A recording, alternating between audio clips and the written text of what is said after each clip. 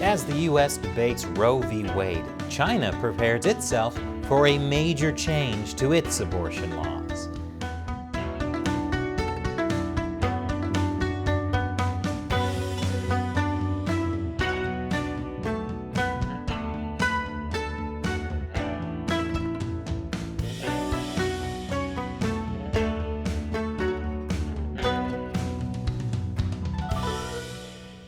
China Uncensored, I'm Chris Chappell.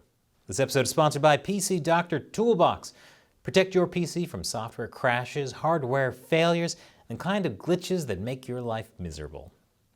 Well, it's Saturday. Let's enjoy the weekend with a nice, relaxing topic. Abortion. Yes, abortion is back in the news in the U.S. in a big way. Once again sparking a fierce debate between people who are pro-life and pro-choice.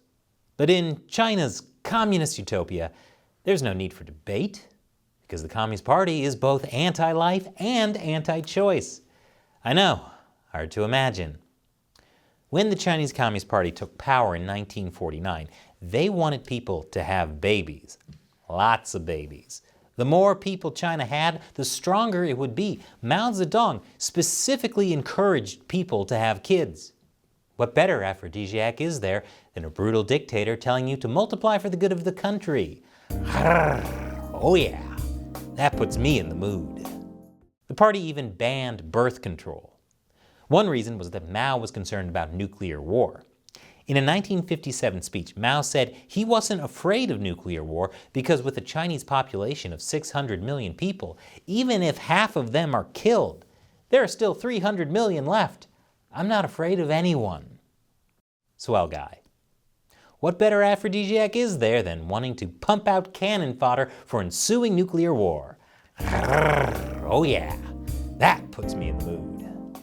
But then by the late 1970s, the Communist Party got worried about having too many people. And so began the infamous one-child policy in the 1980s. There were exceptions, but for the most part, Chinese citizens were only allowed to have one child. But how do you enforce that? Well, by monitoring women's menstrual cycles. In rural settings, a woman would probably be grouped together with a set of households and come under what they call a cluster leader, somebody who sort of monitors the progress and fertility. In the cities, your menstrual cycle would be tracked by your work unit, and since everyone worked for the state, the Communist Party knew your menstrual cycle. Surely there's no way that system could be abused. Now, to make everything nice and bureaucratic, you had to apply for a birth permit to have a kid. It was basically a way for local governments to make money. So what happened after you had your one child? State-enforced birth control. Women would get an IUD inserted in their uterus. Now, you might ask, what if a woman refused? And I would say, you think this is a system where people have a choice?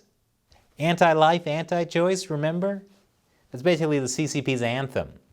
But here's the problem. China was using steel rings as IUDs because of their low cost. But they had a high failure rate. A lot of women got pregnant again anyway, even with the IUD. And if a woman got pregnant with a second child, she and her family would be slapped with huge fines, again a way for local governments to make money. And then the woman usually would be forced to get an abortion no matter how late in the pregnancy. In 2012, photos of this woman, Feng Jianmei, went viral after officials forced her to have an abortion when she was 7 months pregnant. One of the viral photos showed the dead body of her baby, which I'll spare you. After all, it is a Saturday. A documentary maker went to China to ask midwives about their experiences enforcing the one-child policy. She asked one midwife if she remembered how many babies she delivered. And she said, "I don't have the number of deliveries, but I do remember I did 50 to 60,000 abortions. And I counted that because I felt guilty." The thing that really made the midwife feel guilty? Sometimes a late-term baby would be born alive, and she would have to kill the baby after delivering it. And I thought The Handmaid's Tale was dark. The opposite of that is way darker. And that wasn't all. After the forced abortion was the forced sterilization. Here's what one gynecologist said about working during the one-child policy. Around 1984, the Communist Party in my country was cracking down on women who didn't have a tubal ligation. Women came to the hospital in numbers. All I did were tubal ligations, one after the other, from 8 a.m. until 6 p.m. for about 2 months. Now obviously, when faced with forced abortion or sterilization, some women chose to go into hiding. If that happened, officials would bulldoze homes and arrest family members until the women came forward. I don't know why they went to such great lengths to control their population. Just think about all that extra cannon fodder for nuclear annihilation. And if miraculously the woman managed to give birth, that child would technically be illegal. They wouldn't be given any identification or residency documents. They couldn't go to public school, couldn't get a normal job, couldn't even go to the doctor because China's healthcare system is run by the government. There are an estimated 6.5 million undocumented Chinese people in that exact situation. Through the one-child policy, the Chinese Communist Party brags that it prevented 400 million births. Yeah, well, the bubonic plague also prevented a lot of births, but it's not exactly something to brag about, is it? But besides all the problems that come with having a society where people track women's periods, and women are forced to have abortions and sterilizations, another problem is sex-selective abortion.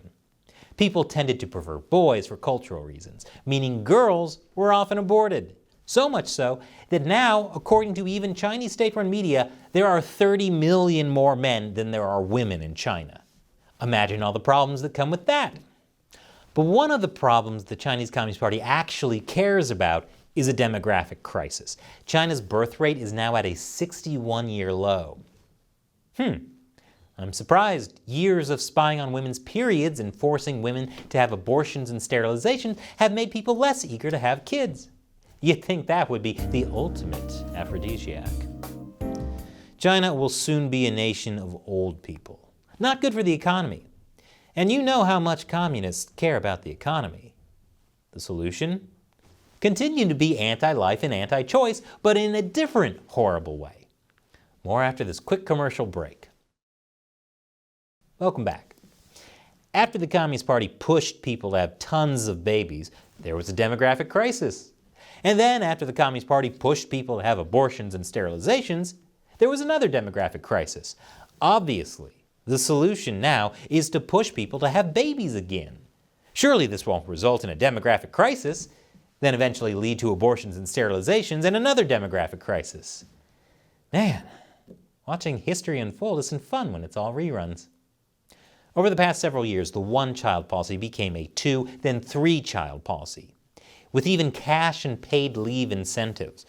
Because the party isn't just allowing people to have more babies, they desperately want people to have more babies. The problem now is a lot of people don't want even one. I can't imagine why, though. Whenever I'm on a red-eye flight and a baby behind me is kicking my seat and screaming for 4 hours straight, my thought is, I need to get me one of those. Party officials are warning that getting married and having kids was no longer a priority for younger generations, and that the costs associated with having just one child are significant enough to determine whether parents decide to have more children. By the way, for ethnic minorities like the Uyghurs, forced abortions and sterilizations are still the name of the game. Because the CCP is so racist, they don't even consider some ethnic groups to be good enough to be nuclear cannon fodder. So how much longer until the 3-child policy becomes a mandatory 3-child policy? I don't even want to imagine how that would be enforced.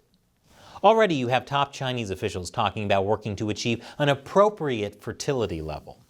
Propaganda outlets are talking about having children for the country. And hey, you know how officials were spying on women's menstruation?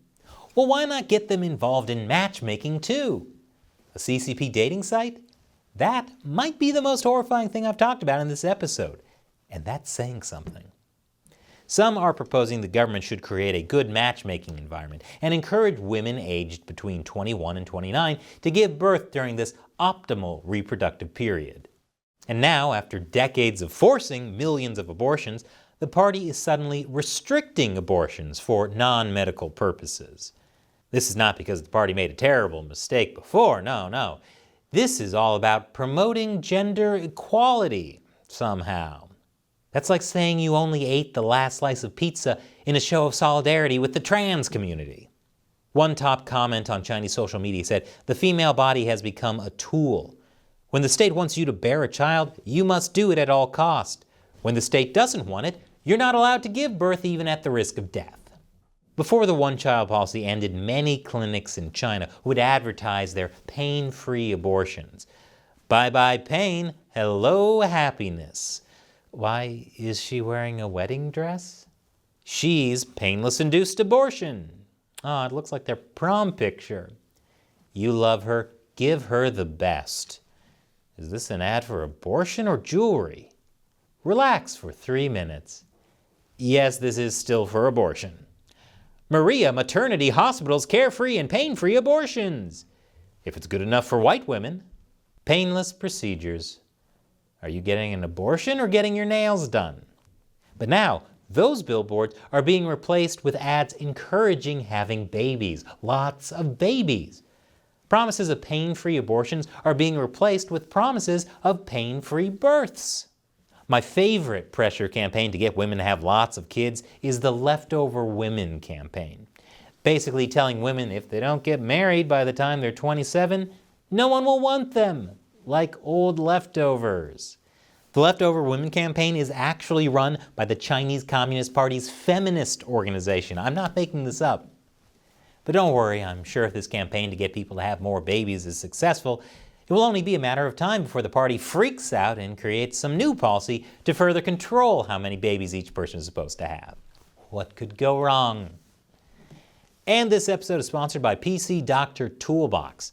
There are many reasons your computer crashes, like buggy software, hardware failures, and general slowdowns with older computers. And the worst part is, your computer always seems to crash at the worst time, like when you're about to give a presentation or when you're on the road and there's no IT person around to help. Fortunately, there's PC Doctor Toolbox. If you're concerned about the health of your computer and want tools to prevent untimely system issues, you should be using PC Doctor Toolbox. Stop crashes before they happen. And we have a special 50% off discount just for China Uncensored viewers.